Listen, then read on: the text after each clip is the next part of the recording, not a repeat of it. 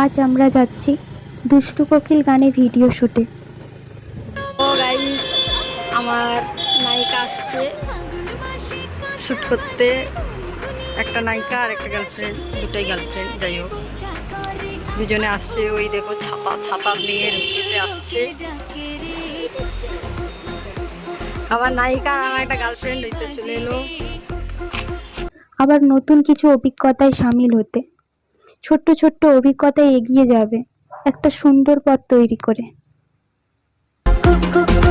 দুষ্টু কোকিল